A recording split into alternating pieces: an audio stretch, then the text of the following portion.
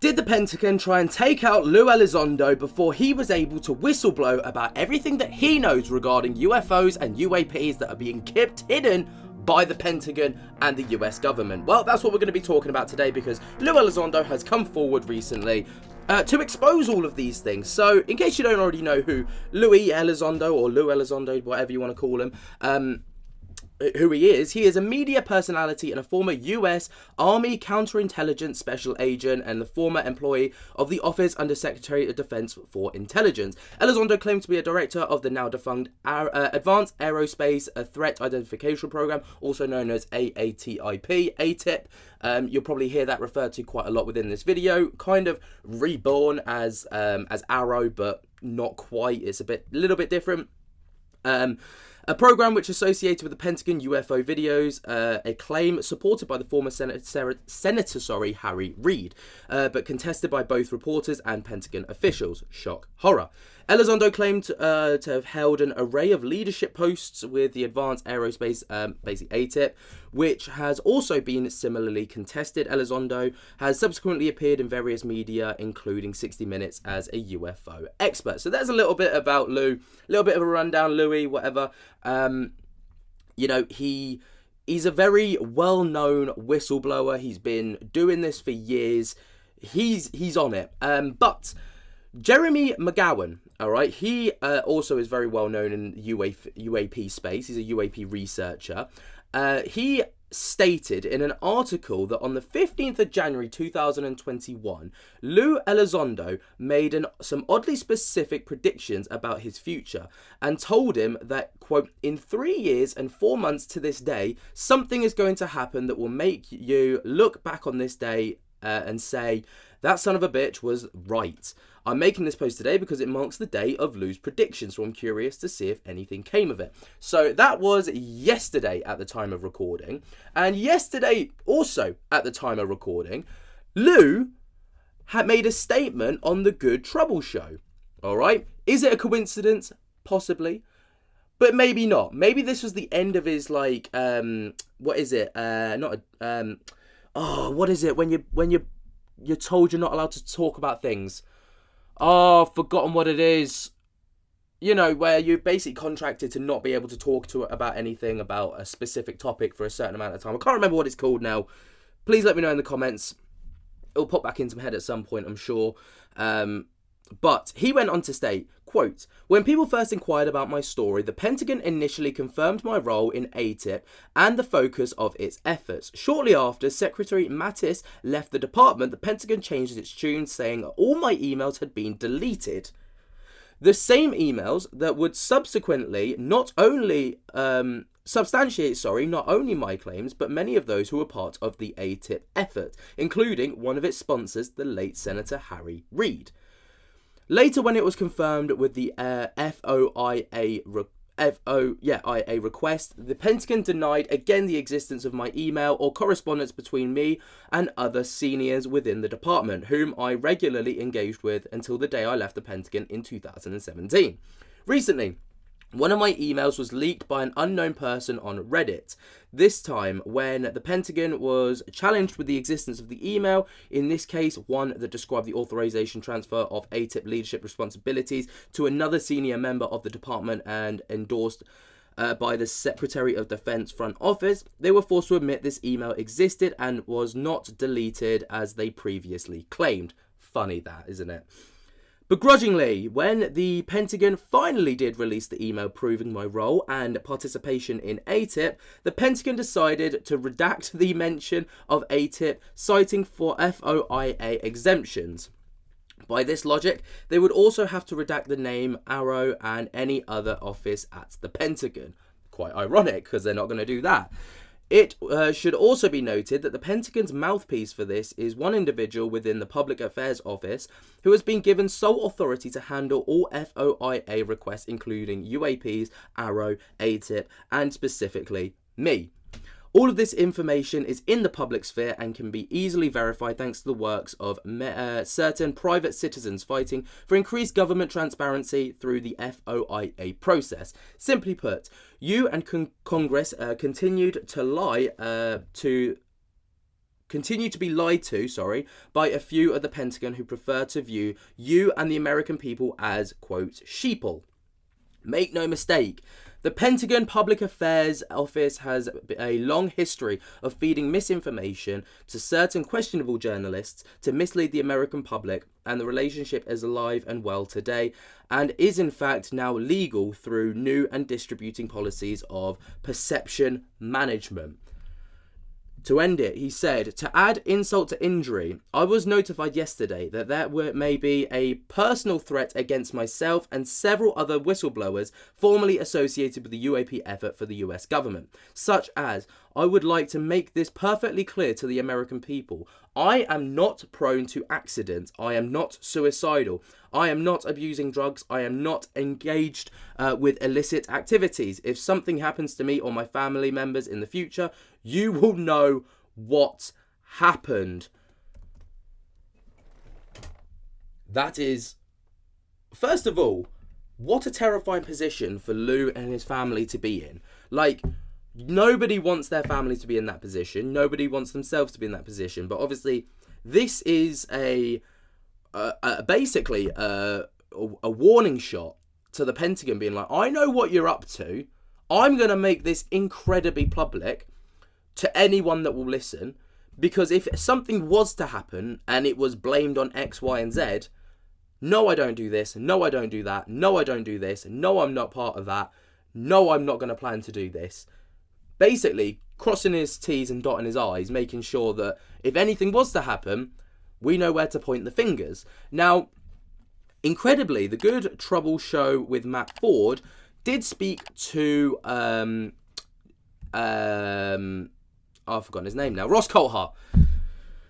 Did speak to Ross Coulthart about this topic and got his opinion on it. Now, the interview is well over an hour long with Ross, so I'm not going to include the whole thing, but we're going to include parts of it, the relevant points, see what Ross has to say about it, because obviously, you know, he is brilliant when it comes to these kind of topics, and we'll take it from there.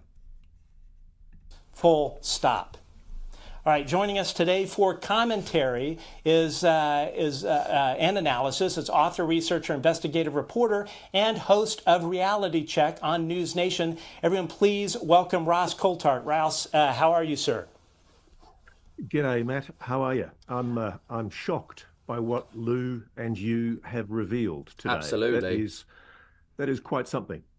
It is quite something, and you know, what is your reaction to all of this? Okay, it's very hard to overstate the implications of what Lue has told you today. I've known about some of what Lue's talked about there for some time.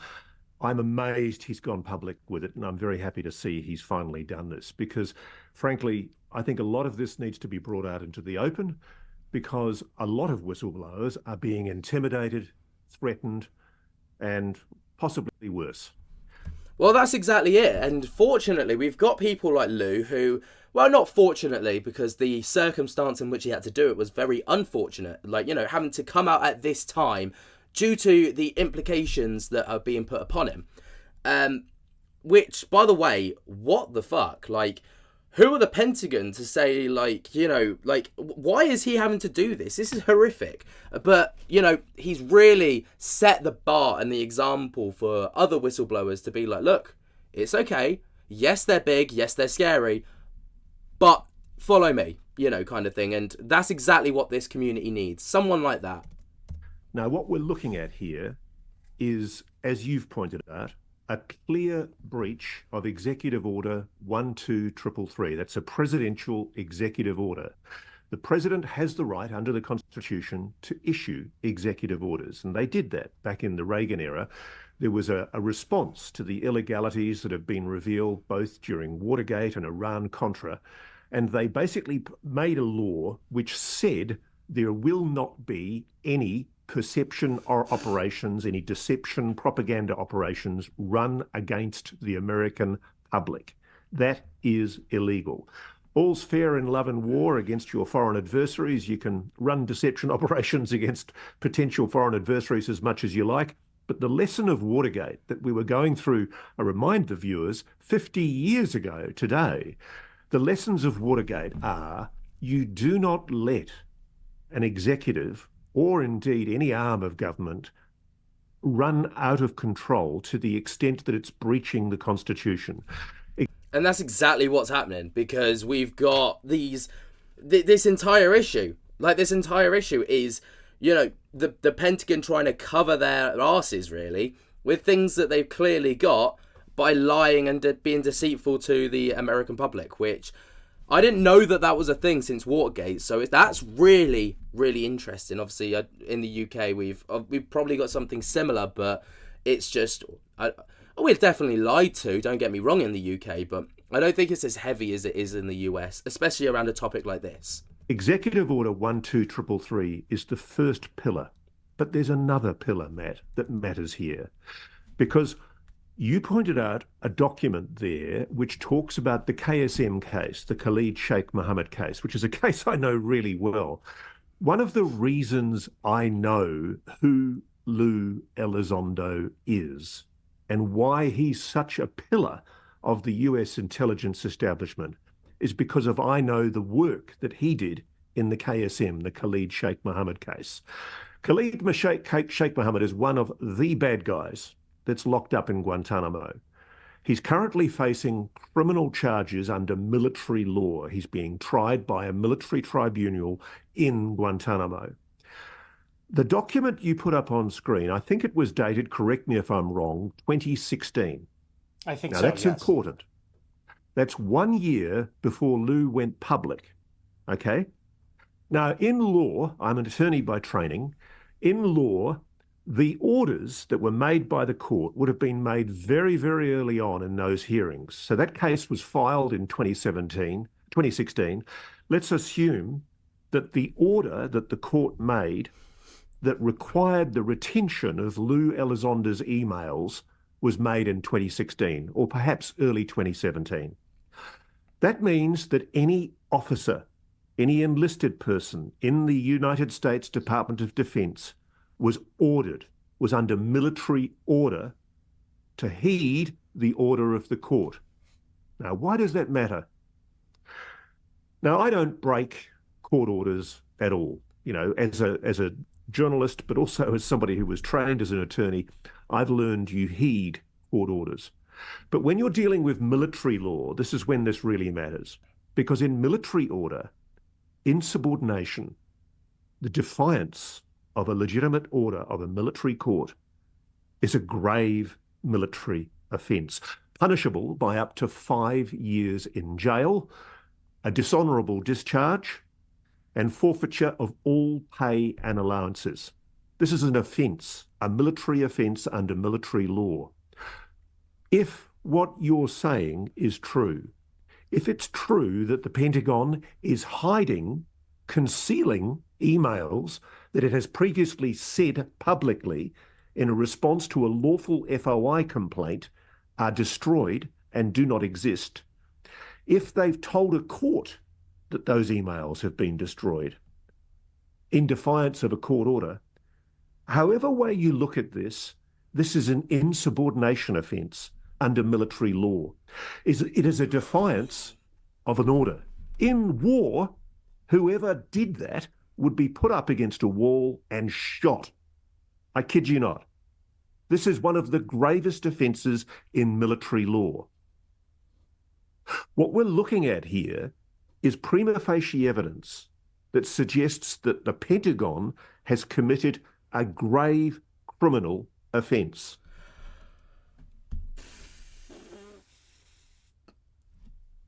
I don't even know what to say to that. This is why I love Ross Coulthart, because he will bang anyone to rights if necessary. And it doesn't matter how big, scary, or ugly you are, this man will take you down if needed. But let's just talk about that for a second, because this is where the entire system crumbles. Because it's like, if someone in the public breaks the law, they go to prison. The government says that that's the law, that's what has to happen. But what happens when, and that's regulated, by the police, for example, who arrested that person, then it's regulated by the courts who deem the sentence. who regulates the regulators? You know? Like, these people must think that they are untouchable. And to a degree, they are untouchable. Because who's going to question them? Who's going to dare stand up against them? And that's why we need more people like Ross Coulthart in this world. Because, like, he's got the balls to stand up against the Pentagon. The entirety of the Pentagon, by the way. The high-up officials, and be like, nah, you're a criminal. You broke the law. Here's the proof. Here's the pudding. Here's the sentence. Pretty ballsy. That individuals in the Department of Defence have committed offences that are offences of insubordination, defiance of military law, defiance of the orders of a serious high-level court. Now, I don't know what it takes to get Congress upset about what's going on, but I think we've finally crossed a line here, Matt. This is fucking incredible. Yeah, no, it's... I heard Ross Coulthart swear! That's the peak of this video. Forget everything else he spoke about. I heard him swear. Just can't believe that they've done this. It's insane. If you don't mind, just kind of take a slight step to your left so I can get you a little centered up there. Oh, there sure, no worries. Yeah, all right. Sure. Yeah, I mean, it is just absolutely mind-blowing, that this has gone on for so long. It is literally as if the Pentagon and the CIA is giving the middle finger to Congress and saying, you know what, all of you guys, you're nothing but temporary employees. You do not deserve to know what is going on. And it's funny you use that term, temporary employee, but I can tell you I've heard that term from people in the Defence Department. Really? Who, when I've said why is the president not briefed in to what you're supposedly aware of, the program, the illegal crash retrieval reverse engineering program, right, they arrogantly, with hubris, dismissed the notion of the president or Congress being briefed in because they're temporary employees. This really is the way these guys think. I find it breathtaking. Right, I'm going to stop it there. If you want to check out the entire interview, please go over to The Trouble Show with Matt Ford, where he speaks about this entire thing with Ross Coulthart. It's well over an hour and a half long, so, you know, plenty of content to sink your teeth into. I watched the majority of this morning, and my goodness, they get into some great points, but that's kind of the crux of what we wanted to kind of, you know, hear about. But what do you make of this entire not even a situation, it's a situation. This entire shit show. Lue Elizondo's life being threatened by the Pentagon. That in itself is disgusting behaviour. And then Ross Coulthart add an insult to injury there, being like, look, I know that you're lying about this. We all know you're lying about this. Here's the proof. You're breaking a criminal offence, a military criminal offence. Congress have to listen. And at some point they will listen, I'm sure. But when? That's the question. Let me know what you guys think down in the comments below. While you're down there, be sure to jump scare the hell out of that like button. Subscribe if you're new. Tickle my little bell so you get notified whenever we upload to the channel. And until next time, guys, I hope that you have enjoyed. I cannot wait to see you in the next one. And I'll speak to you later. Peace.